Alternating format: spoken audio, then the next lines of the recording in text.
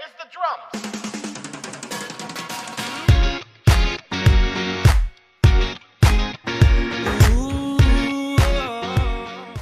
It's Heart, and today I'm going to be showing you how I edit my photos because I get a lot of questions asked about how I do edit. So here's a photo I took a while ago, and it's actually my profile picture. I don't know if it's this exact one, but it's one of them from this shoot is my profile picture. And I'm not going to be editing it the exact same way as I did for my profile picture, just because, you know, I want to like do step-by-step process and it won't always turn out exactly the same. So I use Photoshop to edit, as you can see here. It is not free, unfortunately. You do have to pay for it, but it is an amazing tool and I definitely recommend it. But if you do want a free tool, I recommend Pixlr.com because it is very similar to Photoshop. It just doesn't have all the same tools.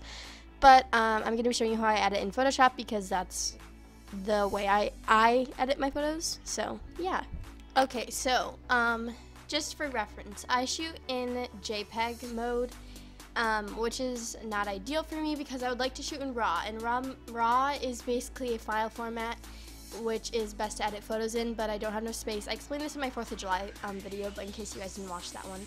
So yeah, I would like to shoot in RAW, but since I can't, I have to use the camera raw filter, which basically acts as if your photo is in RAW format, but it's not. So what I like to do is duplicate the background just so I can like see a nice before and after. And then I go to filter and camera raw filter. So you're gonna click on that, and it's going to open up this window. So now you just have a smaller version of your photo in this window, and you can see all the adjustments you can make to it. You can see what ISO you used, what f-stop you were on, and what lens you used. So I really like that. I do think this photo needs a little bit more exposure, and I like the look of the blue temperature shots with lights like this. So I'm gonna have the temperature be towards the blue side and then make it tinted a little bit more towards the green side as well, because that's what I like for this type of photo. So that already makes a big difference in the overall feel of the photo. So, and then I'm just gonna play around with the exposure still a little bit more. I think it's pretty good right there. So I'm at plus 0.30. And my temperature at negative 26, and tint is at negative 21. You don't need to have these exact numbers, and it all depends on your photograph because none of them will be the same. So that's the settings I'm using for this. And then I think I'm gonna bring the contrast up a bit just to give it a little bit more depth, I would say. And then we have highlights and shadows. So as you can see, if I bring the highlights up, it makes the lighter things look a little bit lighter than they were before, and highlights them basically. That's why it's called highlights. So I think they're pretty good, but I'm just gonna bring it up a little bit. And then if you decrease the shadows, it gets dark. The shadows get darker, and if you increase them, the shadows get lighter. And I think I like them on the lighter side, but not too light. So I'm just gonna go plus 10, plus 12. And then the whites, bring the whites down, it will make them more dull. Bring the whites up, and it will make them very, very white.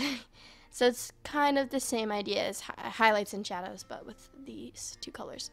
So I'm going to bring her up a little bit.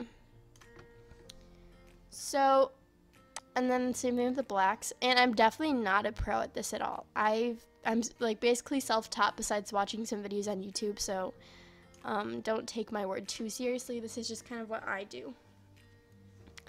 So then in this category, we've got clarity, dehaze, vibrance, and saturation. You only want to dehaze your photo if it's hazy. So like here's an example of a hazy photo.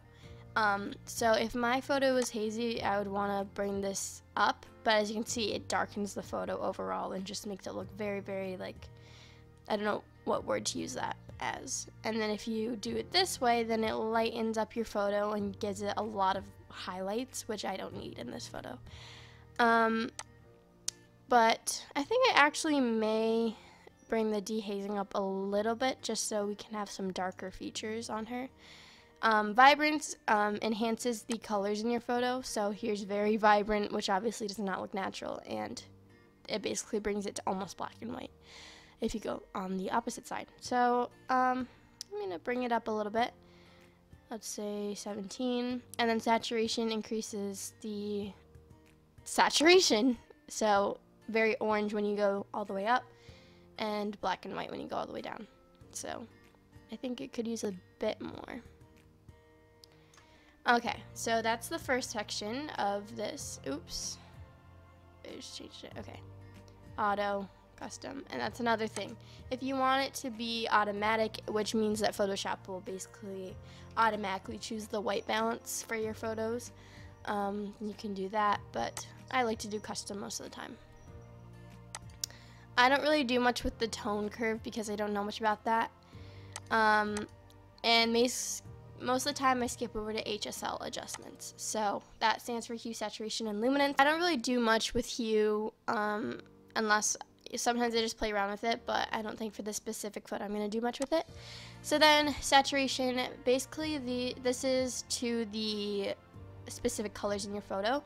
So I'm going to take up the saturation of her shirt a little bit, make it a little bit darker, or more vibrant. And maybe her hair is orange, so bring that up a little bit. But you also have to be careful because it will affect her skin tone a little bit as well. Maybe take up the reds a little bit, yellows. And then luminance is basically like, it's hard to describe, but makes the color lighter or darker, or more luminant or less luminant. So I know I'm not very good at explaining things, but so if I wanted to do this to the lights, there you can see -100 does not look good. And then also +100 does not look good either. So you just want to find like a nice medium. And yeah, really with your photos, it's mostly just playing around, and there's never really a set number that you can go to because all photos are different, like I've said before.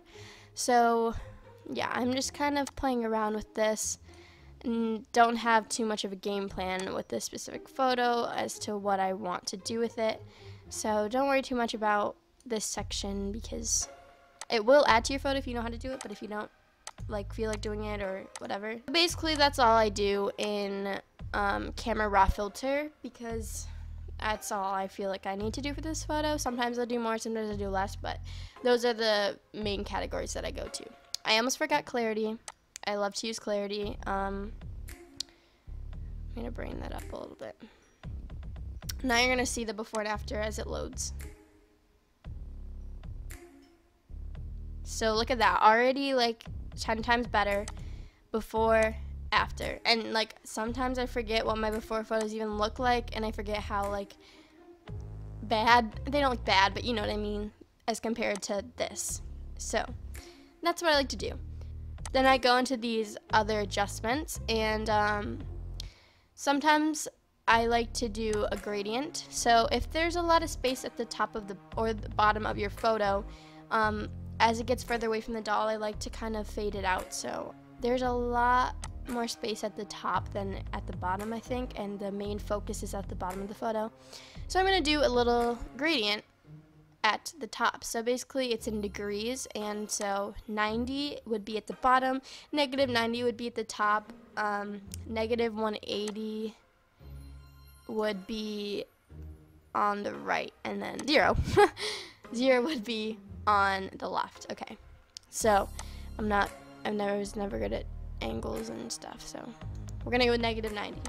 So you're probably thinking like, what the heck, that looks so bad, you can't even see the doll's face anymore, which is when we're gonna click on this, and I'm bad at names. This is the layer mask. Okay, so then you're gonna click on the layer mask, which is this white thing right here, and you're gonna go to the side and go to gradient tool, and then you're just gonna drag up from your subject basically. And we don't want this to be too dark. So as you can see, even after dragging up, it's a little bit too dark still. Like her face is still a little bit darker than it should be. So I'm gonna go do opacity over here, slide it down a little bit, and just kind of play with it and see what I like.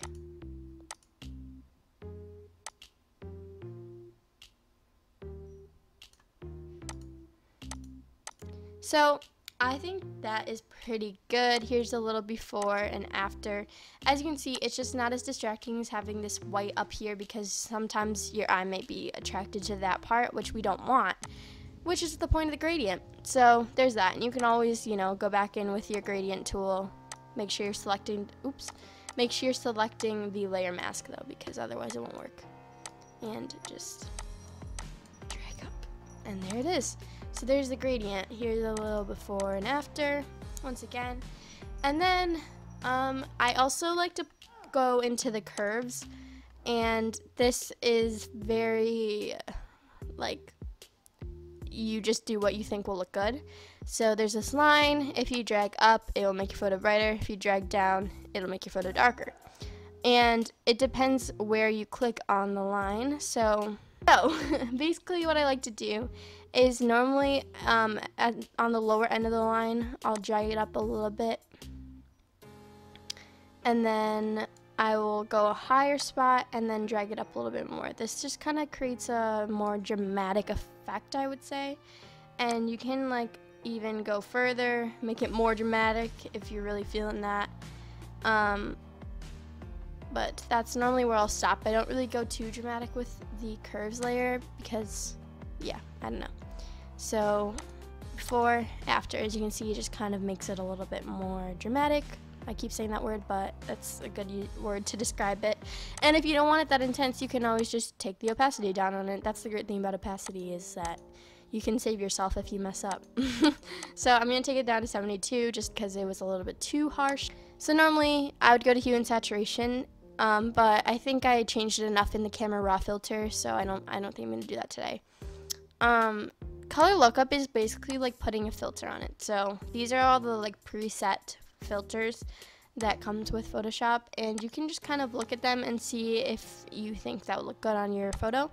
And you're probably like, oh, that's so dark and stuff, but opacity saves the day. So I think I'm going to add a little bit of that to my photo. I think that looks good.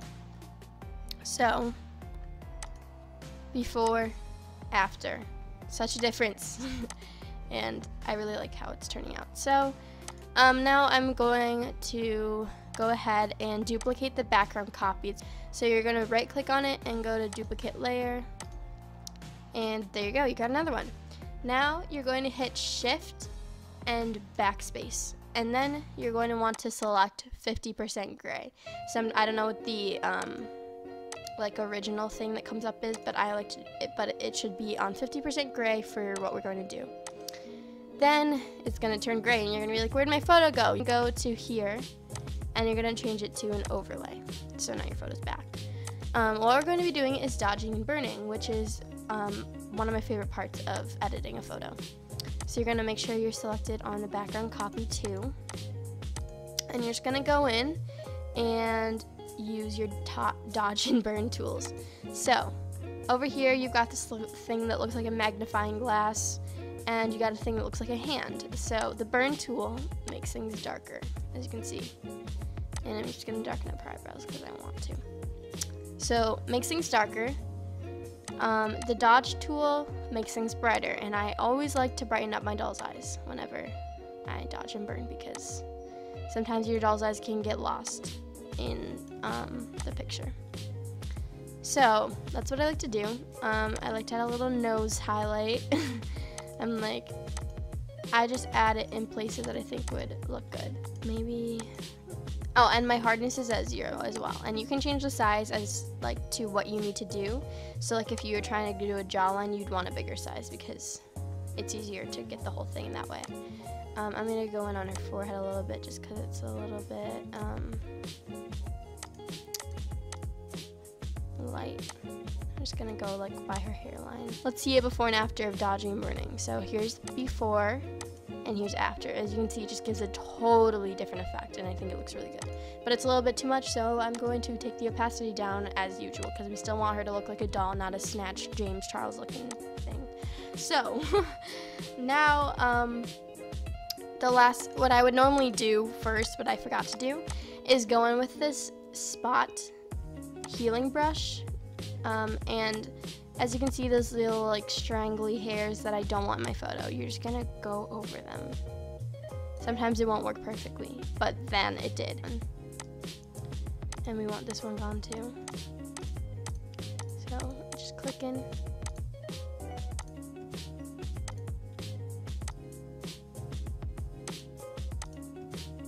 So boom. Now it's pretty much done. So there is the finished photo that I edited. And here's a before and after, and it just changes the entire photo by editing it. And it's not, and you shouldn't be ashamed of editing your photos, because anybody's photos is gonna look better after they're edited. And that's just that. Like, a lot of people say, some people are like, oh, you overedit your photos, or that's so obvious. But like, do what your like personal photography style, like that's what you want to do. Like, this is the way I like to edit, and I think it looks good if it looks good to me, then I'm gonna go with it. Yeah.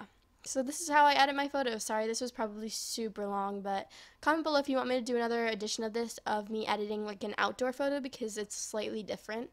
So yeah, thank you guys so much for watching, and I will see you in my next video. Bye!